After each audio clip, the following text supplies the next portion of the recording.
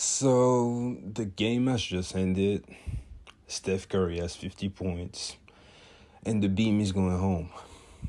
Man, it's very. This was so disappointing, man.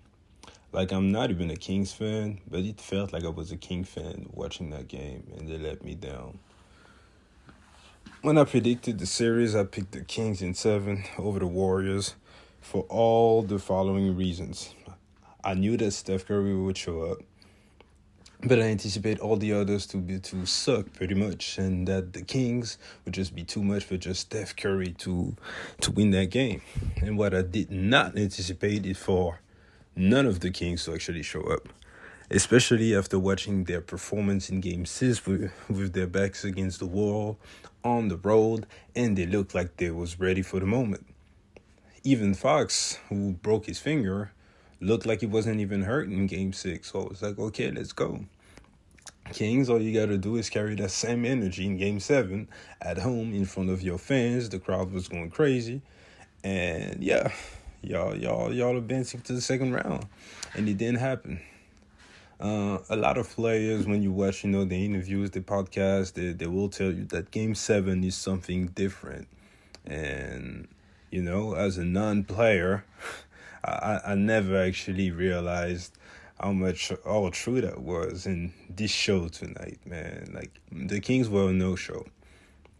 Fox never really got in the rhythm, got in foul trouble, never made 2 shots in a row, and you could just see it that he didn't have it that night. And as soon as Steph Curry started going crazy, he pretty much gave up.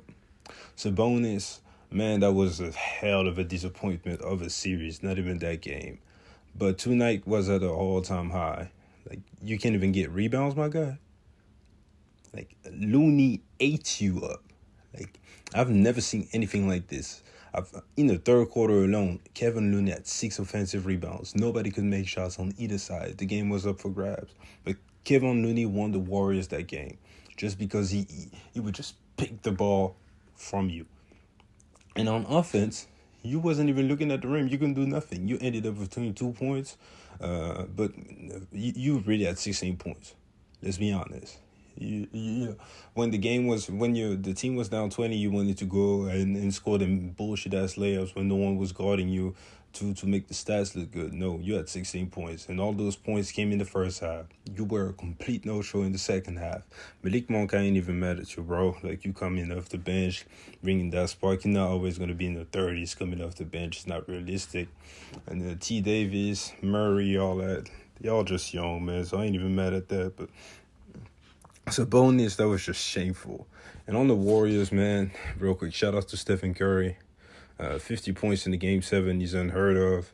I know he put up 40 shots, but, man, like, he was the only one that could do anything on offense. The only one. Clay was off. He had that big shot at the end of the third that was big, but he was off all night. Wiggins was putting intensity, but he was either getting fouled and going to the line and missing free throws or breaking wide open shots. Jordan Poole was a complete non-factor. Draymond Green is not a scorer. Like, Steph was out there alone pretty much on the offense, and he killed them. 50 points. Deadly, and the fashion in which he was doing it, it felt like he was out there having fun while everyone was stressing, so man, shout out to Stephen Curry. We witnessed history tonight, and the Warriors are advancing into the second round, man. Real quick before we go, Mike Brown, you definitely deserve that Coach of the Year, but I just never understood why a coach would let in a Game 7 someone go for 50 without even seeing a single double. Like, not one double. And I get it, like, the Warriors, they got shooters and everything, but no one was making shots tonight. So you're not even going to try one double? You're just going to let you cook you up like that for 50? Get your best player in foul trouble and not do nothing? But anyways, shout out to the Warriors. Congrats. Shout out to Steph Curry. Respect. And we going to see what happens with the Lakers. I'll come out later with a prediction video. Catch you guys later. Peace.